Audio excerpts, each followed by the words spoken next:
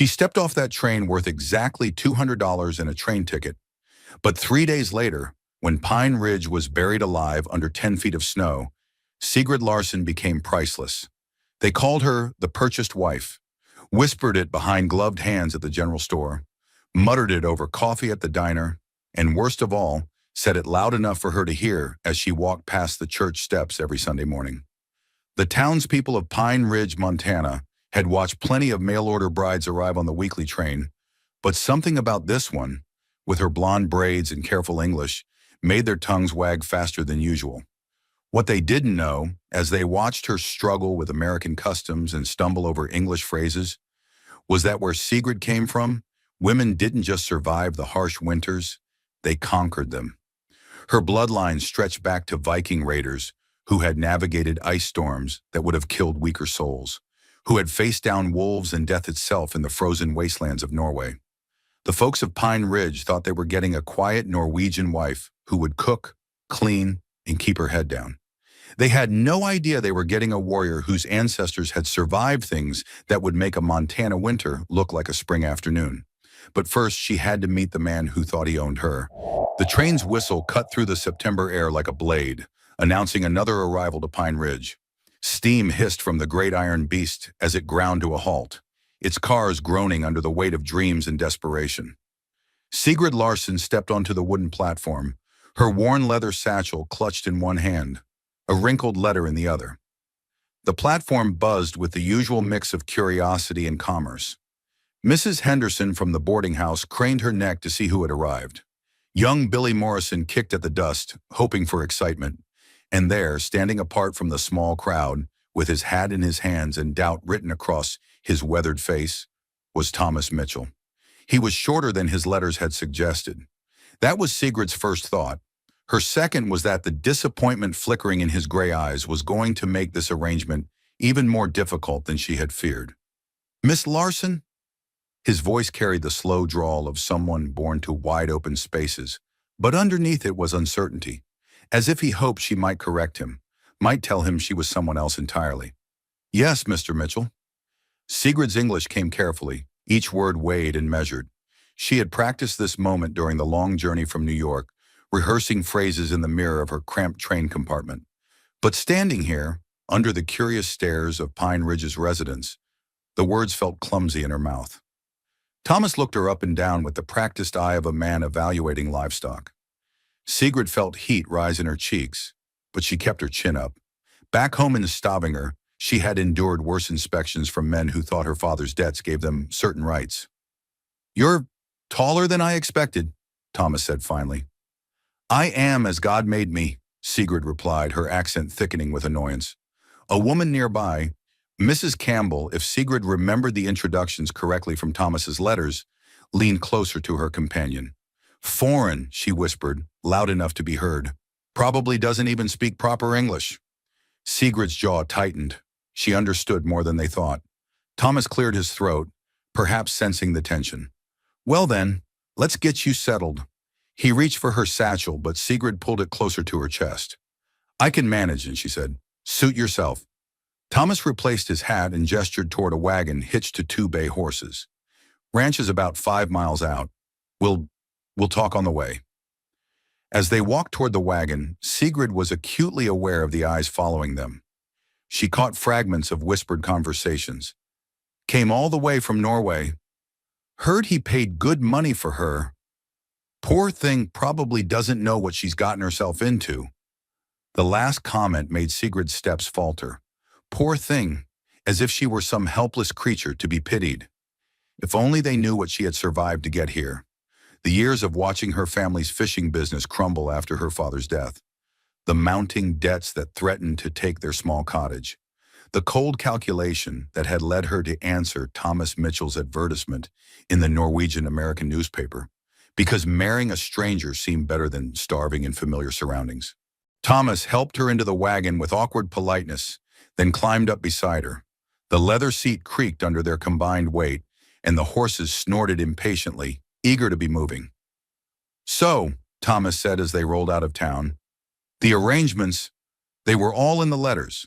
The marriage ceremony is set for Saturday. Reverend Morrison will perform it." Simple affair. Saturday, Sigrid repeated. That was 5 days away. 5 days to prepare for a lifetime with this taciturn man who looked at her like she was a disappointing purchase he couldn't return. About the financial arrangement, Thomas continued, his hands tight on the reins. I trust everything was satisfactory? The ticket? The advance for your passage? Yes. The word came out sharper than Sigrid intended. She had sold nearly everything she owned to make up the difference between what Thomas had sent and what the journey actually cost. But he didn't need to know that. They rode in silence for a while, the only sounds the creak of the wagon wheels and the distant call of a hawk circling overhead. The landscape was alien to Sigrid, rolling hills dotted with pine trees, mountains rising like sleeping giants in the distance. It was beautiful in its way, but so different from the dramatic fjords and coastal cliffs of her homeland that she felt like she was traveling through a dream. Tell me about Norway, Thomas said suddenly. Sigrid glanced at him, surprised by the request. What would you like to know? Anything. Everything. I've never been anywhere but Montana and Wyoming. For the first time since stepping off the train, Sigrid felt a small warming in her chest. It is, how do you say, dramatic. Big mountains that go straight into the sea. In winter, the snow is so deep you must use skis to go anywhere. The nights are very long, and the days very short. Sounds harsh. It is, but it makes you strong. Sigrid thought of her grandmother, who had lived through winters that killed entire families, who had once walked 20 miles through a blizzard to fetch a doctor for a neighbor's sick child. My grandmother, she used to say that soft people do not live long in Norway. Thomas grunted what might have been approval. Montana winters aren't exactly gentle either. I will manage, Sigrid said, and something in her tone made Thomas look at her more closely. They were climbing now, the wagon straining as the horses pulled them up a winding dirt road.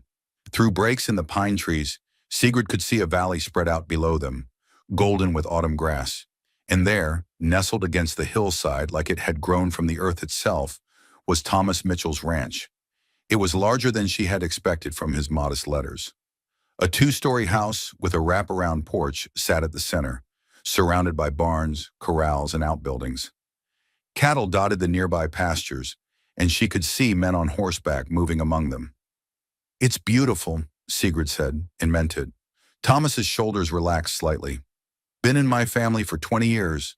My father started it with nothing but a dream and a strong back. And now it is yours. Yeah. His voice carried a weight that suggested the inheritance had come at a cost. Been running it alone since Pa died 2 years back. It's a lot of work for one man. Understanding flickered in Sigrid's mind. This wasn't just about wanting a wife. This was about needing help, needing a partner to share the burden of keeping this place alive. The realization was oddly comforting. At least she would be useful here, not just decorative. As they pulled into the yard, several ranch hands looked up from their work. Sigrid caught their curious glances, saw the way they nudged each other and grinned. More whispers, more speculation about the purchased wife. Thomas brought the wagon to a stop in front of the house and jumped down, then offered his hand to help Sigrid descend. She accepted it this time, her legs unsteady after the long ride. I'll show you inside, Thomas said. Mrs. Kowalski, she's the housekeeper. She's prepared a room for you. The house was neat and functional, with clean-lined furniture and windows that let in plenty of light. It smelled of pine wood and fresh bread, a homey scent that reminded Sigrid painfully of her childhood. Mrs. Kowalski, a round Polish woman with kind eyes, appeared from what must be the kitchen. So you are the bride, she said with heavily accented English, beaming at Sigrid. Welcome, welcome. You must be tired from such a long journey. Thank you, Sigrid replied, grateful to hear another foreign accent in this strange place. Your room is upstairs, Thomas said. I'll let you get settled. Supper's at 6. As he disappeared back outside, Mrs. Kowalski leaned closer to Sigrid. He is good man, she said quietly. Lonely, but good. And you are stronger than you look, yes? You will need to be. Sigrid followed the housekeeper upstairs to a small but comfortable room with a view of the mountains. After Mrs. Kowalski left her alone, she sat on the edge of the bed and opened her satchel. Inside, wrapped carefully in a piece of wool, was a small wooden carving of a Norse ship, the last thing her father had made before he died. She held it in her hands and whispered a prayer in Norwegian, asking her ancestors to give her strength for what lay ahead. Outside her window, she could hear the sounds of ranch life. Men calling to each other, cattle lowing, the ring of a hammer on metal. This was her new world now. In 5 days, she would marry Thomas Mitchell and become a Montana rancher's wife. The thought should have terrified her, but instead she felt a familiar stirring in her chest. The same feeling she'd had as a child when her grandmother told stories of their Viking ancestors setting sail for unknown lands. She was scared, yes, but she was also ready. What Sigrid didn't know, as she unpacked her few belongings in that small upstairs room, was that in 3 months, when the worst blizzard in Montana's history would bury Pine Ridge under 10 feet of snow and trap the entire town for days, she would become the only thing standing between her new neighbors and death. The woman they whispered about as the purchased wife would prove that some things, courage, wisdom, the will to survive, could never be bought at any price. But that was still to come. For now, she was just a Norwegian girl, far from home, preparing to marry a stranger and trying to convince herself that this gamble with her future would somehow pay off. The first test would come sooner than she thought. The wedding was a cold affair, as barren of warmth as the October wind that rattled the windows of Pine Ridge's small church. Sigrid stood beside Thomas Mitchell in her best dress, a deep blue wool that had belonged to her mother, while Reverend Morrison read from a prayer book that looked older than the town itself. The congregation was small but curious. Every pew held at least one person who had come not to celebrate, but to witness, to see how the purchased wife would conduct herself, to watch Thomas Mitchell claim his foreign bride like a deed to property. Do you, Thomas William Mitchell, take this woman to be your lawfully wedded wife? I do. Thomas's voice was steady but distant, like a man agreeing to a business transaction. And do you, Sigrid, Reverend Morrison stumbled over her full name. Sigrid Ingeborg Larsson, she said clearly, her accent rolling through the small church like distant thunder. Do you take this man to be your lawfully wedded husband? The pause was barely noticeable, but Sigrid felt it stretch like a held breath. In that moment, she thought of her grandmother's words. Sometimes, child, you must walk into the wolf's den to find your way to safety. I do. The kiss was perfunctory, a brief press of lips that sealed their arrangement, but promised nothing of warmth or affection. As they turned to face the congregation, Sigrid caught the mixed expressions on the faces before her. Curiosity, pity, judgment, and something that looked uncomfortably like entertainment. Mrs. Campbell sat in the front row, her mouth pursed in disapproval. Behind her, the banker's wife whispered something to her companion that made them both laugh behind their gloves. Only Mrs. Kowalski beamed at her with genuine warmth, and the Polish woman's smile felt like a lifeline in a sea of cold stares. The reception, such as it was, took place in the church's back room. Someone had brought cake, and there was coffee that tasted like it had been boiling since dawn. Sigrid stood beside Thomas, accepting congratulations that felt more like condolences, and tried to smile when people made jokes about international commerce and imports from the old country. Well, Mrs. Mitchell, said Harold Brennan, the town's self-appointed mayor, I hope you'll find our Montana ways agreeable, though I suppose anything's better than all that snow and ice you're used to. Norway is beautiful, Sigrid replied carefully. I am proud of my homeland. Brennan's eyebrows shot up as if her pride was somehow inappropriate. Of course. But you're American now, or will be, once you learn our ways properly. The implication hung in the air like smoke, that her ways, her culture, her very identity needed to be discarded like old clothes that no longer fit. Thomas said nothing. That night, in the ranch house that was now supposed to be her home, Sigrid lay in the small guest room that Mrs. Kowalski had prepared. Through the thin walls, she could hear Thomas moving around in what she assumed was the master bedroom. He had made it clear, without saying so directly, that their marriage would remain a practical arrangement rather than a romantic one. For now, at least. She stared at the ceiling and listened to the sounds of her new life. The wind in the eaves, the distant lowing of cattle, the creak of wood settling in the cold. It was so different from the sounds of home, the crash of waves against rocky shores, the cry of seabirds, the familiar voices of neighbors who had known her since birth. Here she was a stranger, a purchased wife, an oddity to be observed and discussed, but never quite accepted. The first weeks passed in a blur of learning and watching. Sigrid threw herself into understanding the rhythms of ranch life with the same determination that had carried her across an ocean. She learned to milk the cows, though her technique made old Hans, the ranch hand, shake his head in disgust. She helped Mrs. Kowalski with the cooking, adapting Norwegian recipes to American ingredients with mixed results. But it was the trips to town that proved most challenging. Every Saturday, Thomas would hitch up the wagon for supplies, and Sigrid would accompany him, trying to be the proper rancher's wife. She learned quickly that Pine Ridge had its own intricate social hierarchy, and as the foreign mail-order bride, she occupied the lowest rung. At the general store, conversations would stop when she entered. Women would cluster together, their voices dropping to whispers that somehow managed to be louder than normal speech. "Can't even speak proper English. Heard she was some fisherman's daughter. Poor as dirt. Thomas paid good money for damaged goods if you ask me." Mrs. Henderson, who ran the boarding house and seemed to consider herself the town's moral authority, was particularly vocal in her disapproval.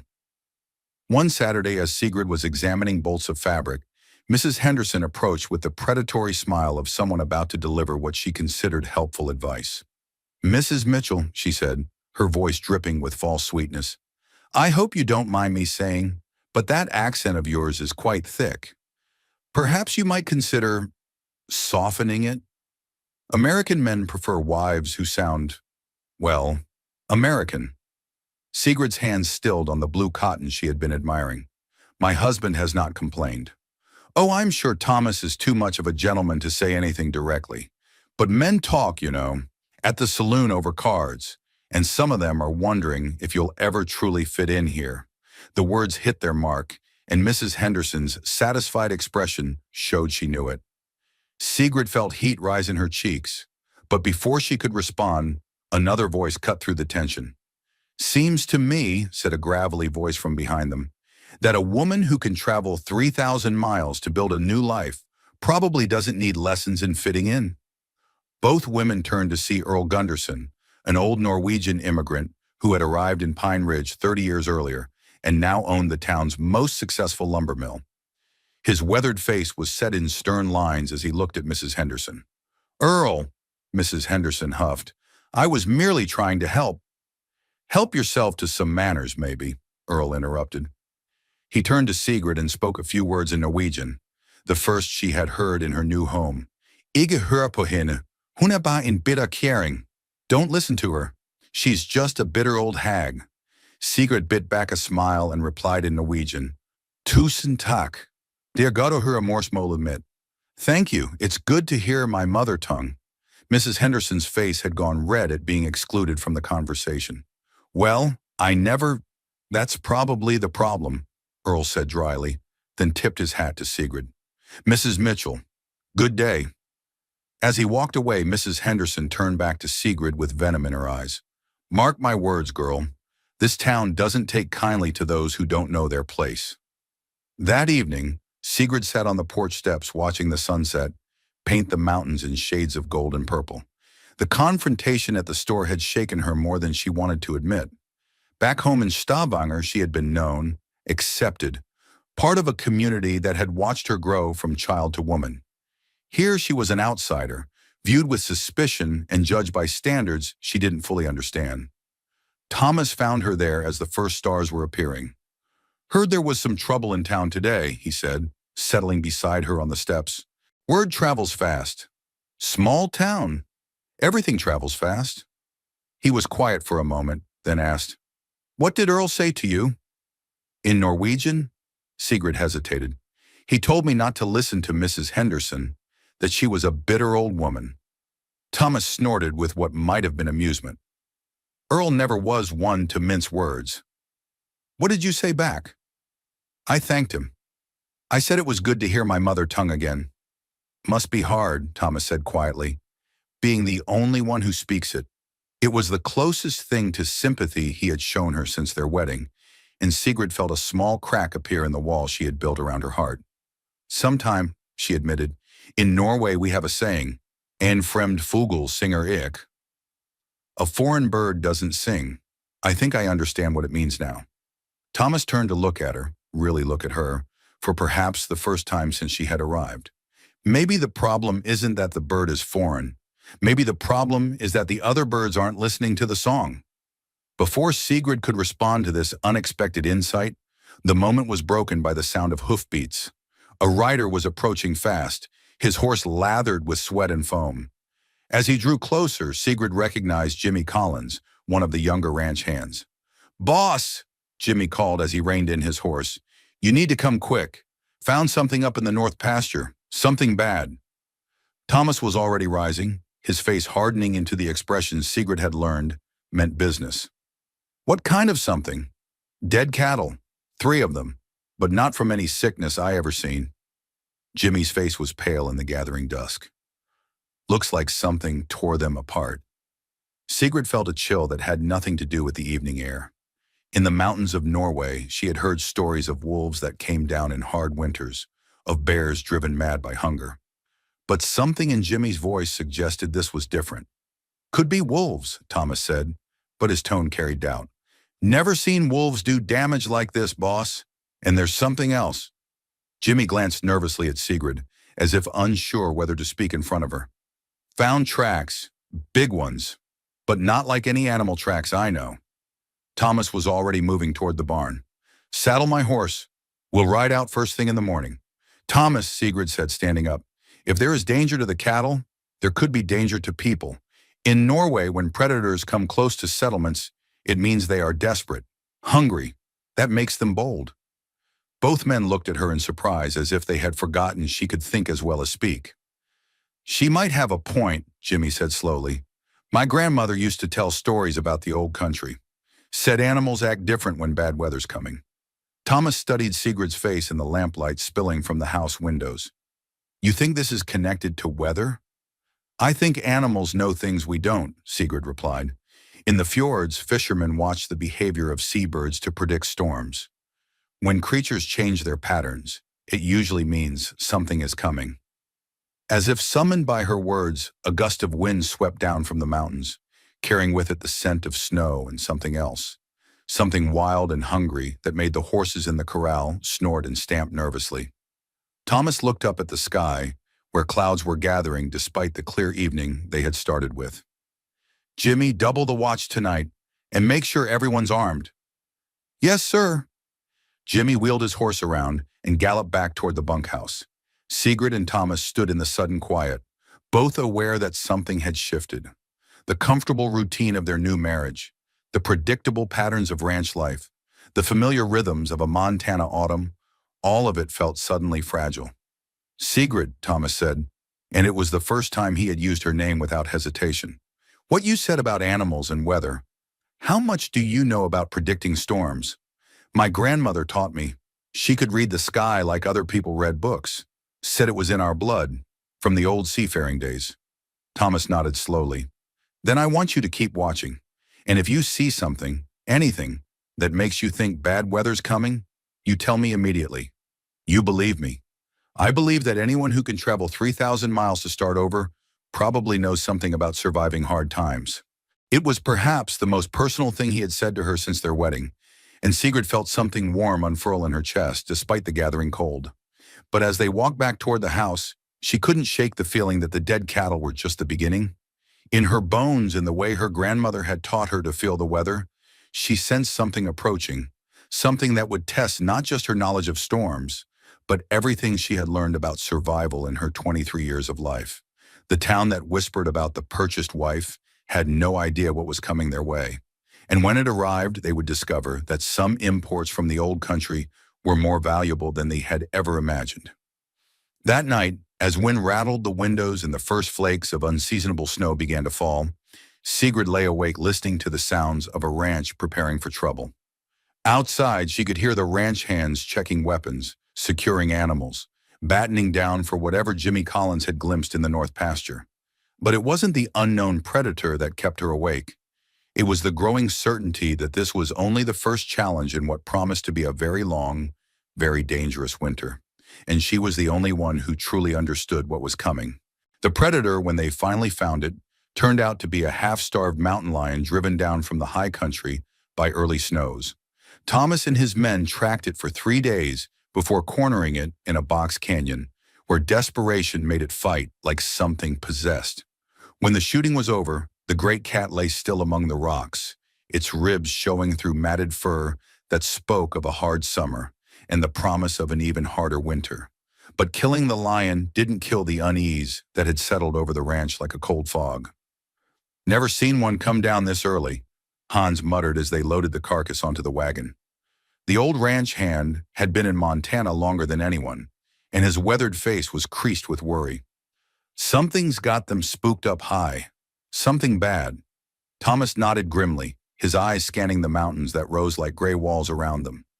Snow was already dusting the peaks, unusual for late October, and the wind carried a bite that promised worse to come. When they returned to the ranch, Sigrid was waiting on the porch. She had spent the 3 days watching the sky with an intensity that made Mrs. Kowalski cross herself and mutter prayers in Polish. Now, as Thomas dismounted, she approached him with the measured steps of someone carrying heavy news. "The weather," she said without preamble. "It will turn soon. Very soon."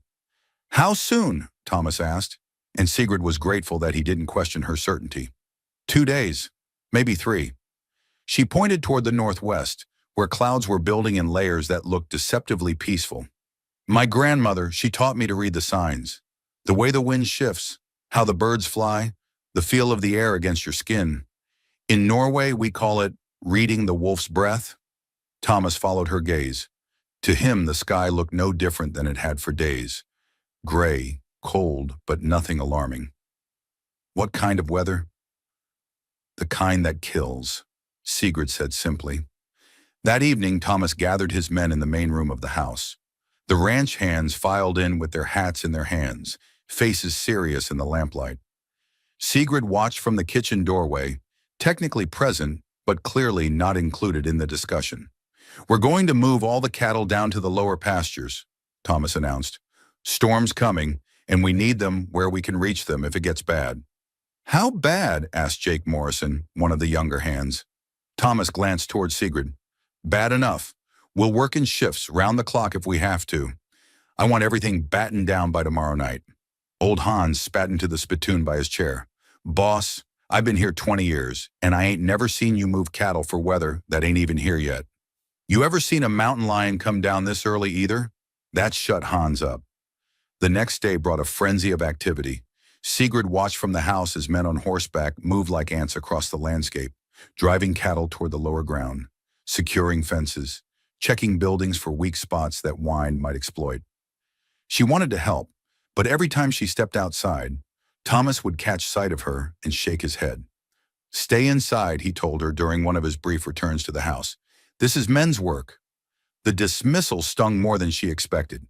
Back home, when storms threatened the fishing fleet, everyone worked together, men and women, young and old. Survival didn't recognize gender distinctions. But here she was expected to be decorative and helpless, a china doll to be protected rather than a partner to be relied upon. Mrs. Kowalski found her that afternoon standing at the kitchen window, watching the frantic preparations with frustrated eyes. "He means well," the housekeeper said gently. "American men, they think protecting women is same as loving women." "In Norway, we have saying," Sigrid replied, her accent thickening with emotion. "When the wolf comes to the door, everyone must bare their teeth. There is no protection in helplessness." Mrs. Kowalski nodded knowingly. "In Poland, we say same thing, different words. But Thomas, he will learn. Men always learn when winter teaches them." But it wasn't winter that taught Thomas Mitchell his first lesson about the woman he had married. It was Harold Brennan. The self-appointed mayor of Pine Ridge arrived at the ranch just as the sun was setting on the second day of preparations. He came in his best buggy, dressed in his Sunday clothes, with the air of a man bearing important news. Thomas met him in the yard, still dusty from a day of moving cattle. "Thomas," Brennan said, climbing down from his buggy with careful dignity, "we need to talk." "About what, Harold?" About your wife. Brennan's voice carried the weight of official business. There have been complaints. Thomas went very still. What kind of complaints? The foreign kind. Folks are saying she's been spreading panic, talking about some big storm that's got everyone worked up. Mrs. Henderson says she's been filling people's heads with old country superstitions. From the kitchen window, Sigrid watched the conversation with growing dread. She couldn't hear the words, but she could read the body language. Brennan's pompous authority, Thomas's increasing tension. And, Thomas said, his voice dangerously quiet, and some folks think maybe she needs to learn her place. We can't have every foreign bride that comes to town thinking she can cause a panic with her heathen weather-telling. Heathen weather-telling? Thomas repeated. You know what I mean. Old country nonsense. Witchcraft, some are calling it. The word hung in the air like a curse. In 1887 Montana, accusations of witchcraft might be laughable to educated people, but they could still destroy a woman's reputation, or worse. Thomas took a step closer to Brennan, and something in his movement made the smaller man retreat toward his buggy. Harold, Thomas said, his voice deadly calm, are you telling me how to manage my own wife? Now, Thomas, don't get riled up. I'm just saying that some folks think she needs guidance, proper Christian guidance. Maybe Reverend Morrison could talk to her, help her understand American ways. And if I refuse? Brennan's mask of politeness slipped, revealing the petty tyrant underneath. Well, that would be unfortunate, especially with winter coming on. Isolated ranches sometimes have accidents, fires, animals getting loose, supplies going missing. Terrible shame when a man can't count on his neighbors for help. The threat was clear, and both men knew it. Pine Ridge was a small community, and a rancher who fell out of favor with the town's leadership could find himself facing more than just social isolation. From the window, Sigrid saw Thomas's hands clench into fists, saw the moment when he had to choose between defending his wife and protecting his livelihood. He chose his livelihood. I'll talk to her, Thomas said quietly. Brennan's smile returned, oily and satisfied. I knew you'd see reason. She's a pretty little thing, and foreign women can be exotic. But they need firm handling, if you know what I mean. After Brennan left, Thomas stood in the yard for a long time, staring at nothing. When he finally came inside, his face was a mask that revealed nothing of what he was feeling. Sigrid, he said, his voice carefully neutral, I need to speak with you. They went into the parlor, the formal room that was usually reserved for important guests. Thomas closed the door and turned to face her, and Sigrid saw something in his eyes that made her heart sink. You need to stop, he said without preamble. Stop what? The weather talk, the predictions. People are getting nervous, and they're blaming you for it. Sigrid felt the blood drain from her face. You do not believe me? It doesn't matter what I believe. What matters is what the town believes, and they think you're trying to cause panic with foreign superstitions. Foreign superstitions? The words tasted bitter in her mouth. Is that what you call knowledge that could save lives? Thomas's jaw tightened. I call it causing trouble we can't afford. This ranch depends on good relationships with our neighbors. If they turn against us, so you choose them over me. I choose survival over pride. The words hit Sigrid like a physical blow. She had known intellectually that her marriage was a business arrangement, but some small part of her had hoped that respect, if not love, might grow between them. Now she saw that hope die in the face of his pragmatic calculation. I see, she said quietly. And what would you have me do? Pretend I cannot read the signs, smile and nod while people die because they are unprepared?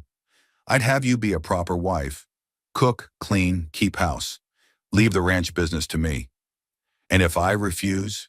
Thomas was quiet for a long moment, and when he spoke, his voice was tired. Then you'll find that being married to me isn't the protection you thought it was. The threat was gentler than Brennan's, but no less real. Sigrid understood what he was telling her. Conform or face the consequences alone. That night she lay in her small room listening to the wind pick up outside. The storm was coming, just as she had predicted, and by morning the first real snow would be falling. She could feel it in her bones, in the way the air pressure was dropping, in the restless movement of the animals. But she had been silenced. In Norway, her grandmother had been the village wise woman, the one people came to for weather predictions and advice about when to plant, when to harvest, when to bring the sheep down from the high pastures. Her knowledge had been valued, respected, sought after. Here it was seen as witchcraft. Sigrid closed her eyes and tried to sleep, but every gust of wind reminded her of what was coming. By her calculations, they had perhaps 18 hours before the storm hit in earnest. 18 hours to make final preparations, to secure livestock, to ensure that everyone in Pine Ridge had enough food and fuel to ride out what her grandmother would have called a wolf winter. But she was just the foreign wife now, the purchased woman who was supposed to keep quiet and tend to her domestic duties while the men made the important decisions, even if those decisions killed people. The first flakes began falling just after midnight. Sigrid heard them tapping against her window like tiny fingers seeking entry, and she knew that by dawn, Pine Ridge would be locked in the grip of the worst storm to hit Montana in 50 years. And she was the only one who truly understood what was coming. The woman they called a witch for her weather knowledge was about to become the only thing standing between her new community and disaster. But first, she would have to decide whether people who had rejected her wisdom deserved her help. As the wind howled louder and the snow began to pile against the windows, Sigrid Larsen Mitchell made a choice that would define not just her own future, but the fate of everyone in Pine Ridge. She was done being quiet. She was done being dismissed. And when morning came, the town that had tried to silence her would discover that some storms couldn't be stopped by social pressure or threats. Some storms could only be survived by listening to the voices others called foreign, superstitious, and strange. The purchased wife was about to become priceless. But the true test was still hours away, when the wind would howl like a living thing, and the snow would fall so thick it would swallow the world whole. And in that white darkness, Sigrid would prove that some knowledge transcended borders, that some wisdom was worth more than gold, and that survival often came from the most unexpected sources. The breaking point had arrived, but Sigrid Larsen had survived worse storms than this one. She was about to remind Pine Ridge exactly where she came from and what her people were capable of when winter showed its teeth. Dawn never came. Instead, the world outside Sigrid's window gradually lightened from black to gray, to an ominous white that seemed to swallow all sound, all color, all sense of direction. By 6 in the morning, snow was falling so thick that the barn, barely 50 yards from the house, had vanished completely. Sigrid dressed quickly in the pre-dawn darkness, her movements guided by instincts older than memory. In Norway, when the great storms came, survival depended on preparation, on moving fast before the world became impassable. She pulled on every warm garment she owned, wool stockings, 2 petticoats, her heaviest dress, and over it all, the thick woolen coat her grandmother had made for her 16th birthday. The coat smelled faintly of home, of the lavender her grandmother used to keep moths away, and for a moment Sigrid closed her eyes and whispered a prayer in Norwegian to the old gods who understood winter. When she made her way downstairs, she found Thomas already in the kitchen, staring out the window with the expression of a man watching his world disappear. He turned at the sound of her footsteps, and she saw fear in his eyes, not the manageable fear of hard work or financial difficulty, but the primal terror of a man suddenly aware that nature could erase everything he had built. "Jesus," he breathed. "I've never seen it come down this fast." Sigrid joined him at the window. In the pale morning light, the snow fell in sheets so dense they seemed solid, like white curtains drawn across the world. The wind howled with a voice that seemed almost alive, and already the drifts were piling against the house to window height. "This is only the beginning," she said quietly. Thomas turned to look at her sharply. "How long will it last?" "3 days, maybe 4. The certainty in her voice seemed to steady him slightly. "In Norway, we call this ulvevinter, wolf winter, the kind of storm that tests whether you deserve to see spring." Mrs. Kowalski appeared in the doorway, fully dressed despite the early hour. Her face was pale but determined. "I checked the pantry," she announced. "We have enough food for maybe 1 week, if we are careful." "What about the Han?" Thomas asked. "The bunkhouse?" "They have supplies for normal winter," Mrs. Kowalski said. "But this," she gestured toward the window where the world continued to disappear. "This is not normal winter." Sigrid moved to the stove, and began building up the fire. Her movements were quick and efficient, guided by knowledge that went back generations. "We will need to conserve fuel," she said. "Close-off rooms we do not need. Keep everyone in the kitchen and main room where the heat can be shared." Thomas watched her work with growing surprise. Gone was the hesitant foreign bride who had stepped off the train 6 weeks ago. In her place was a woman who moved with the confidence of someone who had faced winter's worst and survived. "You've done this before," he said. "Every winter of my life until this one," Sigrid replied, not looking up from the stove. "In the fjords, storms like this can last a week. My grandmother taught me, when the wolf winter comes, you become a pack or you die alone." The first crisis came before noon. Jimmy Collins appeared at the kitchen door like a ghost, so covered in snow that only his eyes were visible.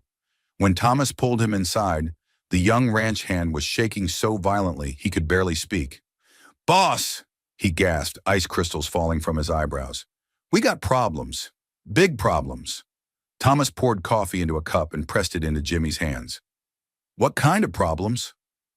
"Bunkhouse chimneys blocked. Snow's coming down so fast it's choking off the flue. We're filling up with smoke, and the fire's dying." Jimmy's teeth chattered as he spoke. "And that's not the worst of it." "What's the worst of it?" "Hans is sick, real sick. Started this morning with a cough, but now he's burning up with fever and talking out of his head. Jake thinks it might be pneumonia." Thomas cursed under his breath. Pneumonia in a blizzard, with no way to get to town for a doctor, was often a death sentence. "How many men in the bunkhouse?" Sigrid asked. Jimmy looked surprised to be addressed by her directly. "6, ma'am, counting Hans." Sigrid turned to Thomas. "They cannot stay there. The smoke will kill them as surely as the cold. And if Hans has pneumonia, the others will catch it if they stay crowded together in bad air." "There's nowhere else for them to go," Thomas said. "The house isn't big enough." "The house is big enough if we make it big enough," Sigrid interrupted. "We move everyone into the main room and kitchen, sleep on the floor if we must. Better to be crowded and alive than comfortable and dead." Thomas hesitated, and Sigrid could see him weighing social proprieties against necessity. 6 rough ranch hands sleeping in the same house as his wife would raise eyebrows under normal circumstances. But these weren't normal circumstances. "Ma'am," Jimmy said tentatively, "begging your pardon, but some of the boys, they've heard the talk in town about you being, well," he trailed off, unwilling to say the word which directly. "About me being foreign," Sigrid said calmly. "About me knowing things that frighten people who prefer ignorance to wisdom." Jimmy's face reddened. "Yes, ma'am, something like that." Sigrid looked at him steadily. "Mr. Collins, do you think I am a witch?" "No, ma'am," Jimmy said quickly. "That is, I don't rightly know what to think, but I know you predicted this storm when nobody else saw it coming. And now the storm is here, and your friend Hans is dying, and you have a choice to make." Sigrid's voice was gentle but implacable. "You can believe the whispers of frightened people, or you can accept help from someone who knows how to survive what is coming." Jimmy looked at Thomas, then back at Sigrid. Outside, the wind howled with increased fury, and somewhere in the distance they could hear the sound of something, a tree perhaps, or part of a building, crashing to the ground. "What do you need us to do?" Jimmy asked. The next few hours passed in a blur of desperate activity. Despite the blinding snow and wind that threatened to knock a man off his feet, they managed to move the ranch hands from the smoke-filled bunkhouse to the main house. Hans had to be carried, delirious with fever and coughing blood, onto the blankets they wrapped around him. Sigrid took charge of the invalid's care with an authority that brooked no argument. She had Mrs. Kowalski boil water and tear sheets into bandages while she brewed a tea from herbs she had brought from Norway. Wild thyme and elderflower that her grandmother had sworn could break any fever. "Where did you learn doctoring?" Thomas asked as he watched her work. "In the fjords, everyone learns doctoring," Sigrid replied, pressing a cool cloth to Hans's burning forehead. "The nearest real doctor was 50 miles away, and in winter, 50 miles might as well be on the moon." As the day wore on, the storm's fury only intensified. By afternoon, the snow was so deep that it reached the first-floor windows, and the wind was driving it into drifts that completely buried the outbuildings. The world had been reduced to the space inside the house. 8 people crowded into 2 rooms while outside, nature raged with a violence that seemed personal. It was then that they heard the knocking. At first, it was barely audible over the howling wind, a faint, irregular tapping that might have been a loose shutter or a branch blown against the wall. But as they listened, the sound took on a rhythm, a desperation that spoke of human need. Thomas grabbed his coat and moved toward the door, but Sigrid caught his arm. "Wait," she said. "In storms like this, people become lost just steps from safety. If you open that door without a rope to guide you back, you may never find it again." She was right, and Thomas knew it. Men had died of exposure just yards from shelter, turned around by the whiteout conditions and unable to find their way. The knocking came again, weaker this time. "We have to do something," Thomas said. Sigrid was already moving, pulling rope from the supply closet. "We tie one end to the door handle, and you follow it out. But no more than 20 feet. If you cannot find them in 20 feet, they are already lost." Thomas tied the rope around his waist and opened the door. The wind immediately tried to tear it from his hands, and snow blasted into the house with the force of a living thing. He could see nothing beyond the porch, just a wall of white that seemed to absorb all light and sound. "Hello!" he shouted into the storm. "Where are you?" A faint voice answered, barely human in its distress. Following the sound, Thomas plunged into the white hell beyond the door, the rope playing out behind him. 5 steps from the house, he was completely blind, the world reduced to the feeling of rope in his hands and the sound of his own breathing. He found them collapsed against the porch railing, 2 figures so covered in snow they looked like sculptures. One was a woman clutching a bundle to her chest, the other a man who appeared to be unconscious. Thomas grabbed them both and followed the rope back to the door, where willing hands pulled all 3 of them inside. The woman was Mrs. Patterson from town, the blacksmith's wife. The bundle she carried was her infant son, barely breathing and blue with cold. The man was her husband, who had tried to carry them both to safety when their house's roof had collapsed under the weight of snow. "Please," Mrs. Patterson gasped through chattering teeth. "My baby, he's so cold." Sigrid was already moving, taking the infant and pressing him against her own body to share warmth. "Mrs. Kowalski, more blankets, and heat stones by the fire. We need to warm them slowly, or they will go into shock." As they worked to save the Patterson family, more knocking came at the door, and then more. By evening, the house held 14 people, the original household, the ranch hands, and 6 refugees from town whose homes had been damaged or destroyed by the storm.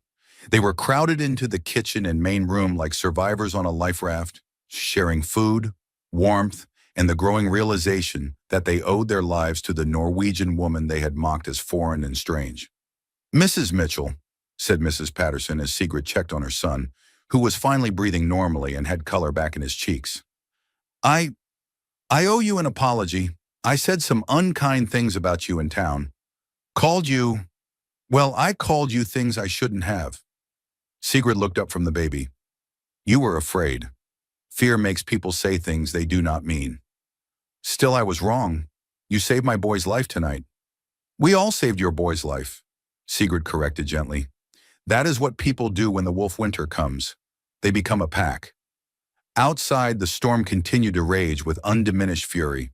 Snow was now piled to the second-story windows, and the wind was so strong it made the entire house shake.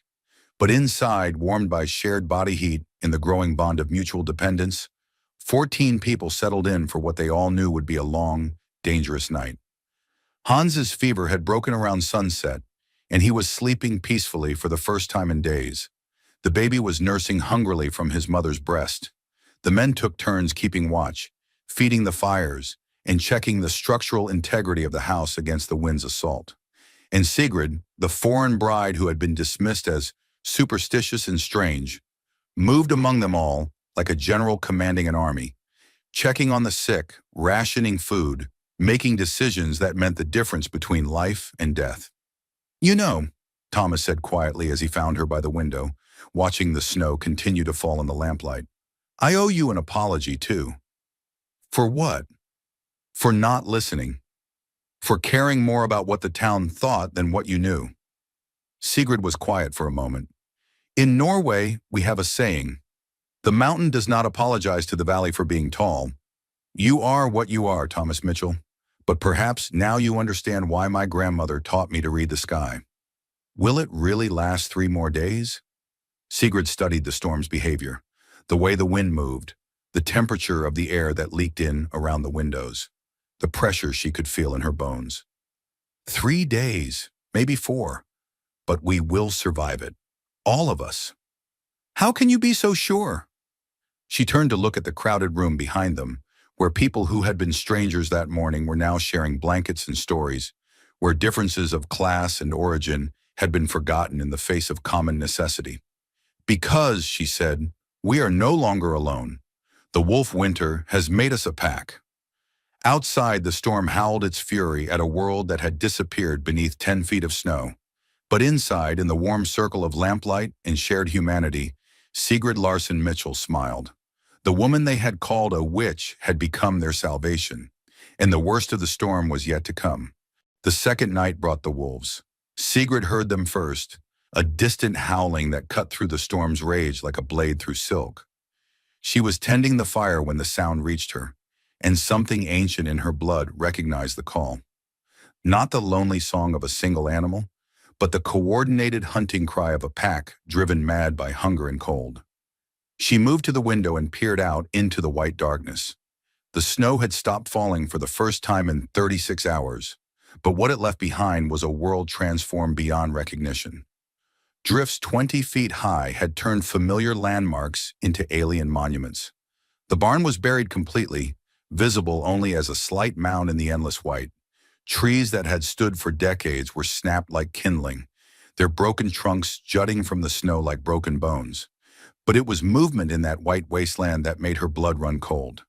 Dark shapes flowing across the snow with predatory grace. Too many to count, too large to be anything but trouble. Thomas, she called quietly, not wanting to alarm the others. He appeared at her side, following her gaze into the night. When he saw what she was looking at, his face went pale. Sweet Jesus, he breathed. There must be 30 of them. The wolf pack was moving with purpose across the snow-covered pasture, their dark forms stark against the white. These weren't the cautious, elusive wolves that occasionally took a stray calf. These were animals driven to desperation by the same storm that had trapped the humans, predators with nothing left to lose. They're heading for town, Thomas said. Sigrid nodded grimly. The storm has trapped everyone in their homes, easy prey for animals that know no fear. Behind them, some of the others had noticed their hushed conversation and were gathering at the windows. Mrs. Patterson gasped when she saw the pack, instinctively clutching her baby closer.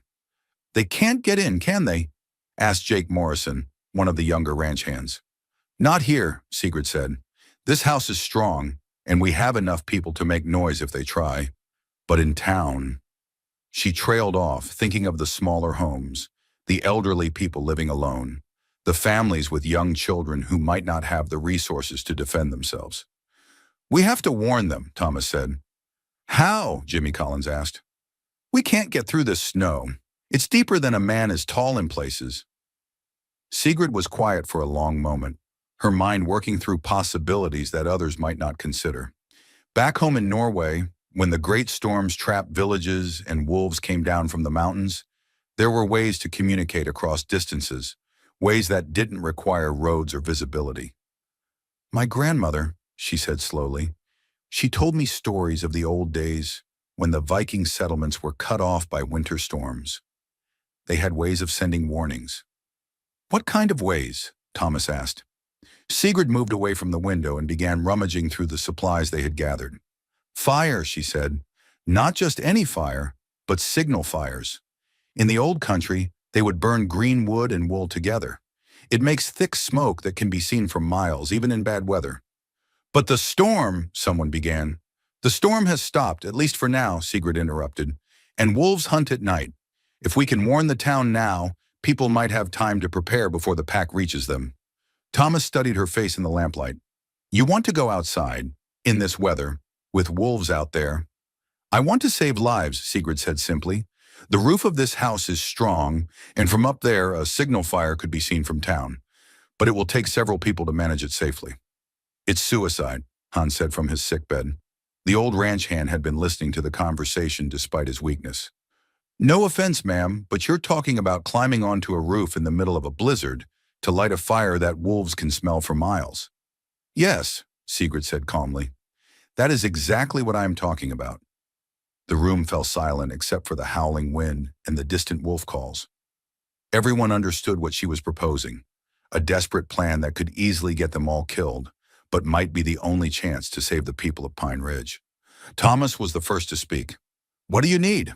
Sigrid felt something warm unfold in her chest at his support. "Rope, lots of rope, green wood from the pile behind the house, wool blankets that we can spare, and men who are not afraid of heights or wolves." "I'll go," Jimmy said immediately. "And me," added Jake Morrison. Within an hour, they had assembled everything needed for the signal fire. Sigrid had them tie ropes around their waists and secure them to the house's foundation, creating safety lines that would prevent anyone from being blown off the roof by the wind. She showed them how to build the fire in the old way: green wood to create smoke, wool to make it thick and dark, and dry kindling to keep it burning hot enough to be effective. The climb to the roof was treacherous. The ladder was slick with ice, and the wind tried to tear them loose with every step. But Sigrid led the way with the sure-footed confidence of someone who had grown up scrambling over the rocky cliffs of the Norwegian coast. Once on the roof, the full fury of the storm became apparent. Even though the snow had stopped, the wind was still strong enough to knock a person down, and the cold bit through their clothes like knives. But Sigrid worked with methodical efficiency, her movements guided by knowledge passed down through generations of her people. "Like this," she called to the men as she arranged the green wood. "The smoke must be thick enough to cut through the wind, but not so heavy that it chokes out the flame." As they worked, the wolf pack grew closer. The animals had spread out across the snow-covered landscape, some heading directly for town while others circled back toward the ranch. Their howls seemed to come from every direction now, a sound that made the hair on the back of Sigrid's neck stand up. "They're surrounding us," Jake said nervously. "Let them," Sigrid replied, striking flint to tinder. "We have the high ground, and wolves are smarter than people think. They won't attack a position they can't win." The signal fire caught on the first try, sending up a column of thick, dark smoke that was immediately caught by the wind and spread across the white landscape like a banner of warning. From their position on the roof, they could see it carrying toward town, a black stain against the gray sky that would be visible for miles. They maintained the fire for over an hour, feeding it with green wood and wool until their supply ran low. During that time, they saw answering fires spring up from the town, thin columns of smoke that told them their warning had been received and understood. But as they prepared to climb down from the roof, disaster struck. Jake Morrison, numb by cold and exhausted from the effort of maintaining the fire, slipped on a patch of ice near the roof's edge. His safety rope caught him, but the sudden jerk sent him swinging toward the side of the house with enough force to knock him unconscious. He hung there, suspended 20 feet above the ground, blood trickling from a gash on his forehead where he had struck the wall. "Jake!" Jimmy called, starting toward the edge. "Stop!" Sigrid commanded sharply. "One mistake, and we lose both of you." She studied the situation with the calculating gaze of someone who had faced life-or-death decisions before. Jake's rope had tangled around a roof beam, and he was hanging at an angle that made it impossible to simply pull him up. Someone would have to go down after him, but the ice-covered roof made any rescue attempt extremely dangerous. "I can do it," Jimmy said. "I'm the lightest." "No," Sigrid said. "You are brave, but this requires more than courage. It requires knowing how to move on ice, how to distribute weight, how to work with rope in conditions like these." She was already checking her own safety line, making sure it was secure. "In the fjords, we learn to climb before we learn to walk. Ice and rope in high places, these are my grandmother's gifts to me." Before anyone could protest, she had lowered herself over the edge of the roof. The descent was terrifying. The wind tried to slam her against the house with every movement, and the ice made every handhold treacherous. But Sigrid moved with the fluid grace of someone who had spent her childhood scaling cliffs to gather bird eggs and sea herbs. She reached Jake just as his rope began to fray where it rubbed against the rough wood of the house. Working quickly, she secured her own line to his and began the delicate process of freeing his tangled rope. Below them, she could see the dark shapes of wolves gathering in the yard, drawn by the scent of blood and the sounds of human distress. Come on, you stubborn Norwegian, she muttered to herself, working at the knot with fingers that were rapidly losing feeling in the cold. Your ancestors climbed ice mountains to raid English monasteries. You can handle one American roof. The rope came free suddenly and Jake's full weight transferred to her line. The jerk nearly tore her loose from the wall, but her grip held. Hand over hand, using techniques her grandmother had taught her for hauling fishing nets up cliff faces, she began to pull both of them back toward the roof. It took 20 minutes of exhausting effort, but eventually willing hands pulled them both to safety. Jake was conscious but groggy, and the cut on his head would need stitches, but he was alive. As they made their way back into the house, the wolf pack was already moving on toward town. But from the windows, they could see that their warning had been heeded. Lights burned in every window of Pine Ridge, and the thin columns of smoke that rose from chimneys told them that people were awake and ready to defend themselves. You saved his life, Thomas said quietly as they watched Mrs. Kowalski tend to Jake's injury. We all saved his life, Sigrid replied, echoing her words from the night before. That is what a pack does. But Thomas shook his head. No, that was something else. That was... He paused, searching for words. That was like watching my grandmother's stories come to life. Stories about Viking warriors who could do impossible things. Sigrid looked at him with something that might have been sadness. Your grandmother told you Viking stories? Norwegian grandmother, Thomas said. My father's mother. She used to say our family came from the old country, way back. Told stories about people who crossed oceans in open boats, who fought storms and monsters and impossible odds. For the first time since her arrival in Pine Ridge, Sigrid smiled with genuine warmth. Then perhaps you understand, better than most, why I am not afraid of wolves or winter or people who call me witch. Outside, the howling of the wolf pack grew fainter as the animals moved toward town. But they would find no easy prey there. The warning had been given, the fires had been lit, and the people of Pine Ridge would survive the night because a Norwegian woman had remembered the old ways of her people. As the third day of the storm dawned gray and cold, the 14 people crowded into the ranch house had become something more than mere refugees. They had become a family, bound together by shared danger and the leadership of a woman they had once dismissed as foreign and strange. Hans, recovered enough to sit up and take notice, spoke for all of them when he raised a cup of coffee and a toast. To Mrs. Mitchell, he said, who taught us that sometimes the best Americans come from somewhere else. Sigrid accepted the toast with quiet dignity, but her mind was already turning toward the challenges that lay ahead. The storm was weakening, but it wasn't over yet. And when it finally ended, when the snow stopped and the wind died down, there would be the enormous task of digging out, of reaching the isolated and injured, of rebuilding what the wolf winter had destroyed. The purchased wife had become a leader. The foreign bride had become the heart of a community. And the woman they had called a witch had proven that some magic was real. The magic of knowledge, courage, and the will to save others even when doing so meant risking everything. But the greatest test was still to come. When the storm ended and the true scope of the damage became clear, Sigrid would face a choice that would define not just her own future, but the future of everyone in Pine Ridge. The Viking had emerged. Now she would have to decide whether to stay and build something new from the ruins of the old, or to move on and let others benefit from the lessons she had taught them. The wolf winter was almost over, but the real test of character comes not in the storm itself, but in what you choose to do when the skies finally clear. The silence woke her. After 4 days of constant wind, of snow driven like bullets against the windows, of the house creaking and groaning under nature's assault, the sudden quiet was so profound it seemed to have weight. Sigrid opened her eyes in the pre-dawn darkness and knew, with the certainty that came from a lifetime of reading weather, that the storm was over. She rose carefully, stepping over the sleeping forms of the ranch hands who had made beds on the floor around the dying fire. The past 4 days had erased the social boundaries that once seemed so important. Hans slept peacefully beside Mrs. Patterson, who cradled her baby against her chest. Jimmy and Jake were curled up like brothers, sharing blankets and warmth. Mrs. Kowalski had claimed the rocking chair, where she dozed with her knitting still in her hands. They looked like survivors of a shipwreck, Sigrid thought, which in a way they were. She made her way to the kitchen window and looked out at a world transformed. The storm had left behind a landscape so alien that for a moment she couldn't orient herself. Snow had drifted to impossible heights, 20 feet in some places, creating rolling hills where none had existed before.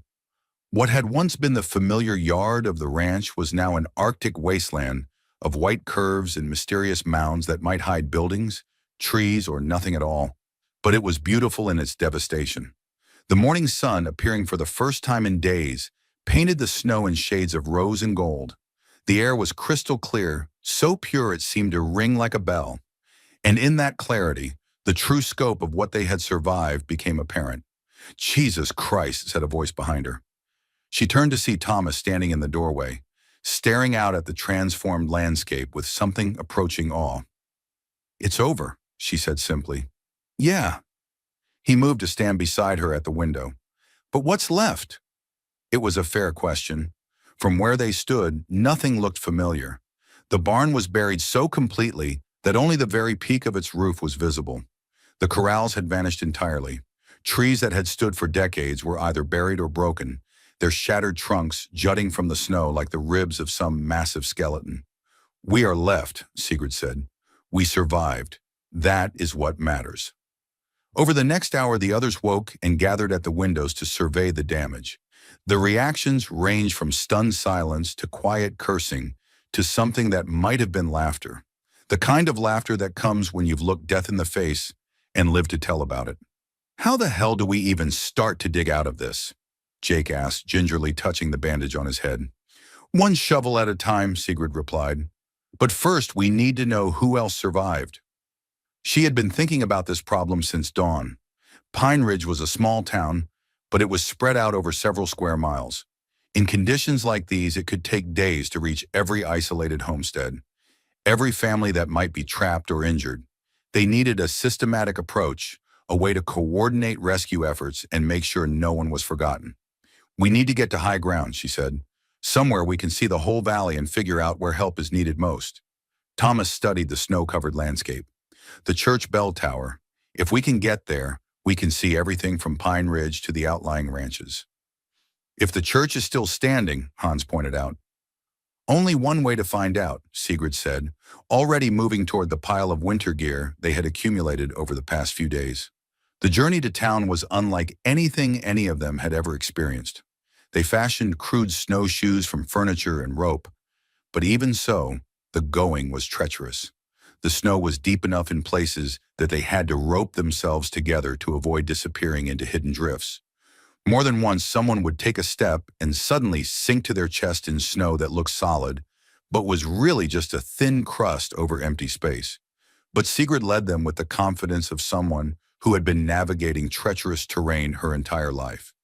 She seemed to know instinctively where the snow would hold their weight and where it would give way. When they encountered obstacles, fallen trees, buried fences, drifts too deep to cross, she found ways around them that others wouldn't have thought to look for. "Where did you learn to do this?" Thomas asked during one of their brief rest stops. "The fjords," Sigrid replied, scanning the terrain ahead. "When the avalanches come, they reshape the landscape overnight. You learn to read the snow, to understand how it moves and where it will support you." "Avalanches?" Jimmy repeated with something like awe. "You lived through avalanches?" "Every winter," Sigrid said matter-of-factly. "Some years were worse than others. The winter I turned 16, an avalanche buried our village for 2 weeks. We had to dig tunnels to get from house to house." The men exchanged glances. They were beginning to understand that the woman they had dismissed as a sheltered foreign bride had survived things that would have killed most of them. When they finally reached Pine Ridge, the devastation was both better and worse than they had feared. The church was still standing, its solid stone construction having weathered the storm better than the wooden buildings around it. But entire blocks of the town had been flattened by the wind or crushed under the weight of snow. What had once been Main Street was now a canyon between towering drifts, navigable only on foot. The bell tower provided exactly the vantage point Sigrid had hoped for. From its height, they could see the entire valley spread out below them, like a map drawn in white ink. Smoke rose from perhaps half the chimneys they could see, a good sign that meant people were alive and had managed to keep their fires burning. But there were ominous gaps, dark houses that showed no signs of life. "There," Thomas said, pointing toward the east side of town. "The Henderson place. No smoke." Sigrid followed his gaze and felt her heart sink. Mrs. Henderson, for all her sharp tongue and disapproving ways, was an elderly widow who lived alone. If her house had lost its roof or her fire had gone out. "And there," Jake added, pointing in another direction. "The schoolhouse. Looks like the whole roof caved in." They spent an hour cataloging the damage and making a list of priorities. Some houses showed clear signs of collapse and would need immediate rescue efforts. Others appeared intact, but showed no signs of life and would need to be checked. Still others were obviously occupied and safe, their chimneys smoking and paths already dug through the snow around their doors. But it was the view beyond the town that sobered them most. The outlying ranches and homesteads were completely cut off, buried so deep in snow that it would take days or even weeks to reach them. Families could be dead or dying out there, and there was no way to know. "We need more people," Thomas said. "This is too much for just us." "Then we organize the town," Sigrid replied. "Everyone who can work, works. Everyone who has supplies, shares. We become what we became in the house. A pack." What followed was perhaps the most extraordinary week in Pine Ridge's history. Under Sigrid's guidance, the scattered survivors of the storm organized themselves into something that had never existed before, a true community. She divided the rescue efforts into teams, each with specific responsibilities. One group focused on digging out the buried houses and checking for survivors. Another worked on clearing the main roads so that supplies could be moved around town. A third group, led by Mrs. Kowalski, established a central kitchen in the church, where everyone could get hot meals regardless of their ability to pay. But it was Sigrid herself who took on the most dangerous work, leading the expeditions to the isolated homesteads beyond town. Using skills learned in the Norwegian wilderness, she navigated the treacherous, snow-covered landscape to reach families that others had given up for dead. They found the Johansson family trapped in their root cellar, their house completely buried, but the family alive and surprisingly well supplied. They rescued old Pete Gunderson from his collapsed cabin, digging him out after 3 days of being trapped under fallen timbers. They brought food and medicine to the Morrison Ranch, where a broken leg had left the patriarch unable to care for his livestock. With each successful rescue, with each family saved from disaster, Sigrid's reputation in Pine Ridge transformed. The whispers that had once called her foreign and strange now spoke of her with something approaching reverence. Children who had once stared at her with curiosity now ran to her with excitement when she appeared on the street. Women who had once snubbed her now sought her advice on everything from winter survival to medical care. But perhaps the most significant change was in Thomas himself. "I've been thinking," he said one evening as they sat by the fire in their still crowded house. Most of the refugees had found other accommodations by now, but a few remained. Elderly folks with nowhere else to go, families whose homes were too damaged to be habitable. "About what?" Sigrid asked, looking up from the sock she was darning. "About us. About this marriage." Thomas seemed to be choosing his words carefully. "When I sent for a mail-order bride, I thought I was buying a solution to a problem. Someone to cook and clean and give me sons to help with the ranch." Sigrid set down her needle. "And now? Now I realize I didn't buy anything. You came here of your own choice, made your own sacrifices, took your own risks. And what you've given this community, what you've given me, that can't be purchased at any price." He paused, staring into the fire. "What I'm trying to say is, I'd like to start over. Not as a man who bought a wife, but as a man asking a remarkable woman if she'd consider staying married to him for all the right reasons." Sigrid studied his face in the firelight. The man who sat before her was not the same one who had met her at the train station 6 weeks ago. That man had been looking for a servant disguised as a wife. This man was offering her partnership, respect, and something that might, in time, grow into love.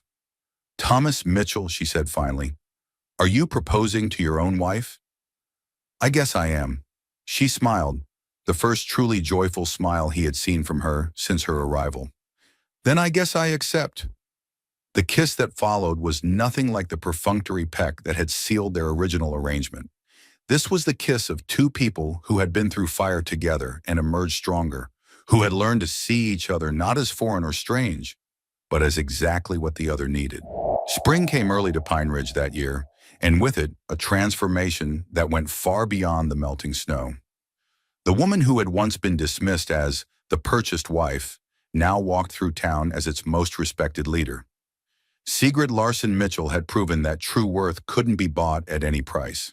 Harold Brennan found her one day examining plans for the new schoolhouse. The same man who had once threatened her with accusations of witchcraft now stood hat in hand. "Mrs. Mitchell," he said quietly, "I owe you an apology for being a damn fool, for not recognizing wisdom when it stood right in front of me." Sigrid smiled with the grace of someone who understood that redemption comes to those brave enough to seek it. "We all learn from storms, Mr. Brennan. That's what makes us stronger." On a warm evening in late May, as Sigrid and Thomas sat on their porch watching the sunset paint the mountains gold, she reflected on her incredible journey. A year ago, she had been worth exactly $200 and a train ticket. Now she was priceless, not because she had changed, but because Pine Ridge had learned to see her true value. "Any regrets?" Thomas asked, taking her hand. "No regrets," she said. "Only gratitude for the storm that showed us all who we really are." The purchased wife had become irreplaceable. The foreign bride had become the heart of her new home. And the woman they had once mocked had proven that sometimes the most valuable things come from the most unexpected places. And so, across these unforgiving lands, another tale drifts away with the wind. But before you go, tell me, what did Sigrid's story awaken in you? Have you ever been underestimated because you were different?